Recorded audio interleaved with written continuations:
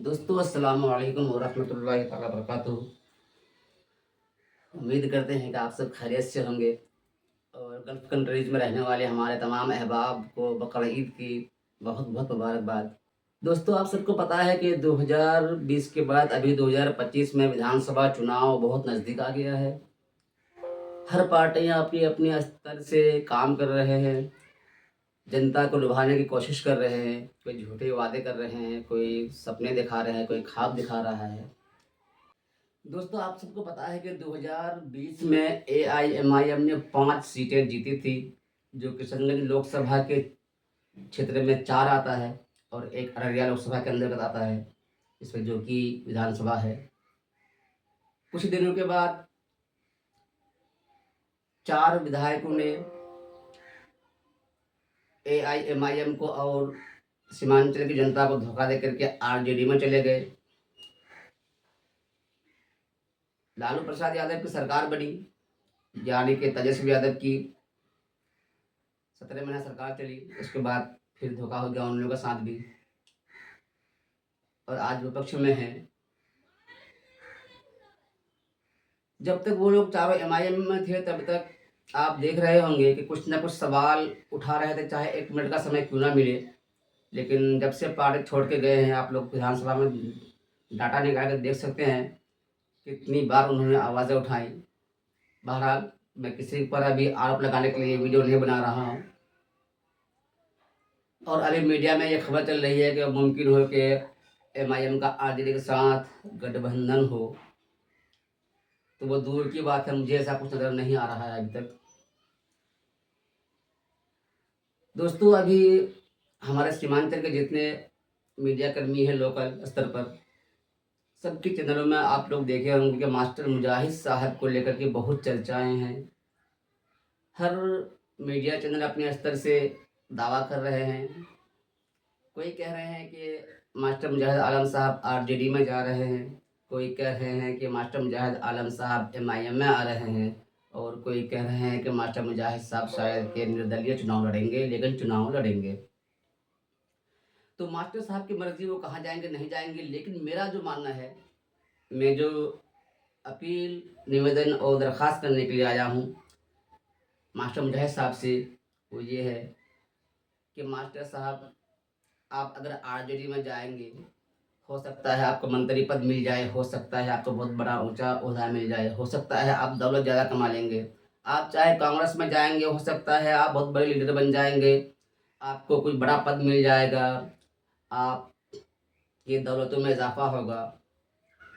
लेकिन अगर आपने एमआईएम में आया तो कुछ मिले ना मिले, पूरे हिंदुस्तान में आपको वो इज्जत, वो शोहरत, वो मोहब्बत मिलेगी जो शायद कि हिंदुस्तान की किसी पार्टी में आपको नहीं मिलेगी। इसकी वजह ये है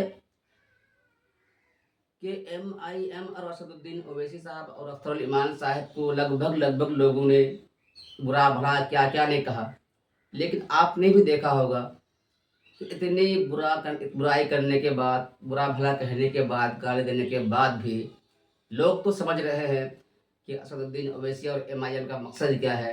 एआईएमआईएम पार्टी का मकसद ही है कि हर मजलूम की बात की जाए, हर गरीब की बात की जाए, इंसाफ की बात की जाए और संविधान की बात की जाए। मैं मास्टर मुजाहिद आलम से रिक्वेस्ट करूंगा कि आपने देखा होगा कि 5 साल 2020 से 2025 तक एमआईएम का सिर्फ एक ही विधायक अख्तर ईमान साहब रहे, और असेंबली में आपने देखा होगा कि जितनी मजबूती के साथ अकेले अख्तर ईमान साहब ने अपनी बातें उठाई अपने इलाके के बारे में, हर मसले पर, मॉब लिंचिंग पर, वक्फ कानून पर, या और 3 तलाक वगैरह जितना भी मुसलमानों के खिलाफ कानून बनाए जा रहे हैं, शायद कि किसी पार्टी के नेताओं ने इतनी मजबूती से नहीं उठाई होगी जितनी मजबूती के साथ एआईएमआईएम के लोग उठा रहे हैं। मैं मास्टर मुजाहिद साहब से रिक्वेस्ट करना चाहूँगा कि जिस तरह से आप समाज सेवा कर रहे हैं, जिस तरह से लोगों के बीच आप रहते हैं, आपकी कोशिश रहती है कि कोई मुझसे अगर अपने दुख लेकर के आए तो उसके दुख कम करने की कोशिश करूं, तो मैं आपसे रिक्वेस्ट करूंगा कि आपके लिए बेहतर पार्टी होगी तो वो एआईएमआईएम होगी। वो क्यों?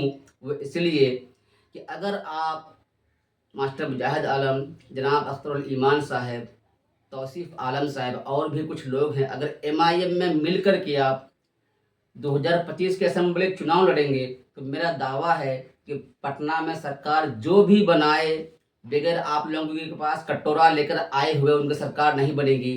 और अल्लाह ने चाहा तो आप लोगों के पास उनको आना पड़ेगा, क्योंकि आप लोग हक प्रोसेस पर हैं। लेकिन आपके अंदर जो अखलाक और मोहब्बत, जो समाज के लिए विकास करने की ताकत है, जो जज्बा है, उसके लिए मैं समझता हूँ कि आपके लिए परफेक्ट पार्टी AIMIM में है। जो खिदमत कर रहे हैं आप लोग, ये बहुत काबिल कबूल है। अख्तर ईमान साहब कर रहे हैं, तौसीफ आलम साहब भी उसके इलाके में गए थे, वहाँ पे देखे गरीबों में खुशी है। और AIMIM पार्टी के साथ बड़े लोग नहीं हैं, कोई ज़मींदार नहीं है, कोई करोड़पति लोग बहुत कम मिलेंगे आपको। गरीब मजदूर अवाम लोग ज़्यादा मिलेंगे। यही वजह है जिसके दिलों में जगह बन गई है MIM के लिए, उनको कोई भी पार्टी तोड़ नहीं सकती है।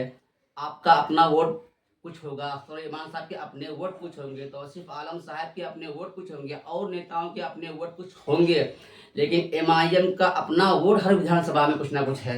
ये बहुत बड़ी कामयाबी है MIM के लिए, हम तमाम मजलूम गरीब इंसाफ पसंद लोगों के लिए। शायद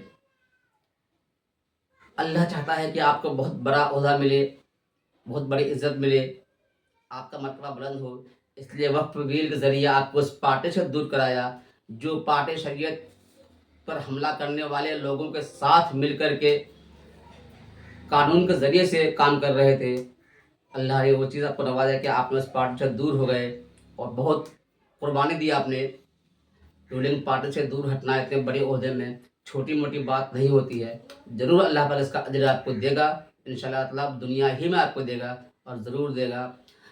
और एक बात यह है कि आप अगर अख्तर ईमान साहब के साथ मिलकर चुनाव लड़ते हैं बिहार में और MIM पार्टी के लिए, तो मैं दावे से कह रहा हूँ कि पूरे हिंदुस्तान में ये पैगाम जाएगा और पूरे हिंदुस्तान के लोग हिम्मत कर पाएंगे जो मजलूम कौम है।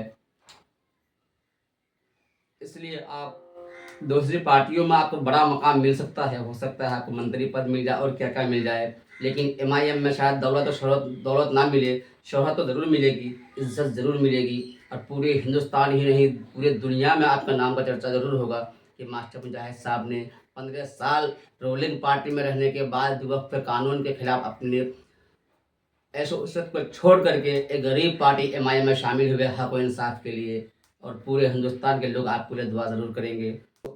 लोग कहते हैं कि शरीयत की बात, सियासत को शरीयत से मत मिलाओ, लेकिन उन्हें नहीं मालूम कि शरीयत और सियासत कोई अलग चीज़ नहीं है। सियासत बहुत बड़ी इबादत है। वो कैसे, मैं आपको बता दूं, असदुद्दीन ओवैसी साहब, अख्तर ईमान साहब और इम्तियाज़ जलील साहब, MIM के जितने बड़े लीडर हैं, अकबरुद्दीन ओवैसी साहब, वो सियासत जो करते हैं तो उनके दिलों में क्या होता है, कैसे सियासत इबादत है। सियासत इबादत है अगर आपके नीयत में सिद्दीक़ अकबर की सदाकत हो। सियासत इबादत है अगर आपके दिल में, आपके नीयत में फारूक आज़म की अदालत हो। सियासत इबादत है अगर आपके नीयत में उस्मान गनी की सखावत हो। सियासत इबादत है अगर हज़रत अली शेर खुदा रज़ी अल्लाह ताला अन्हु की शुजाअत हो। सियासत इबादत है अगर करबला के मैदान की आपके दिलों में हुसैनियत हो। सियासत इबादत है, और इबादत समझ करके आप सियासत करेंगे तो दौलत मिले ना मिले, शोहरत मिले ना मिले, मंत्री पद मिले ना मिले, लेकिन यकीन मानिए कि अल्लाह ने आपको उतना इज्जत से नवाजेगा जो शायद कि आप सपनों में नहीं सोचे होंगे। और यही वजह है कि आज अकेला MIM का नेता ओवैसी साहब हैं और पूरी दुनिया में उनकी शोहरत हो रही है, पूरी दुनिया में अल्लाह ने उनके नाम को ऊँचा किया है। यह छोटी मोटी बात नहीं है। बड़ी बड़ी पार्टियां हैं, करोड़ों के रुपए लेकर के पूरा कुछ भी कर सकते हैं, लेकिन MIM में जो शोहरत है, जो इज्जत है, वो कहीं नहीं है। आप खुद ये बात जानते होंगे। और ये वक्त है कि सीमांचल की बेहतरी के लिए, सीमांचल के हक के लिए आप लोग एक साथ आएँ। और मास्टर साहब और अख्तर ईमान साहब, आप लोग अगर, तौसीफ आलम साहब, आप लोग अगर मिल कर के कंधे से कंधे मिलाकर काम करेंगे तो सीमांचल इतना बड़ा खजाना है कि यहाँ टूरिस्ट प्लेस बन सकता है, बहुत सारी आमदनियाँ हो सकती है, और पूरे हिंदुस्तान से लोग घूमने के लिए सीमांचल में आएंगे। बशर्ते कि ये है कि आप लोग एक साथ आएँ, आप लोग किसी के बहकावे में, किसी के लालच में मत आएँ, आप लोगों की नीयत में हो कि सीमांचल का हर एक बच्चा अच्छा हो, हर एक इंसान यहाँ की मजबूत हो, सबकी आय बढ़े, लोगों को पलायन ना करना पड़े, जहाँ पर रोड सड़कें पुल पुलिया नहीं है वो जल्द से जल्द बने। और ये हो सकता है अगर आप लोग एक साथ रहेंगे, एक प्लेटफॉर्म पर रहेंगे, तो ज़रूर कोशिश कीजिएगा, ज़रूर आप लोग सोचिए, विचार कीजिएगा इस मामले में। मेरी ये बातें थी जो आप तक पहुँचाई, और कुछ अगर बेअदबी हुई हो बोलने के लिए तो उसमें अल्लाह माफ़ करे और आप लोग भी माफ़ कीजिएगा। खुदा हाफिज़। जय भारत।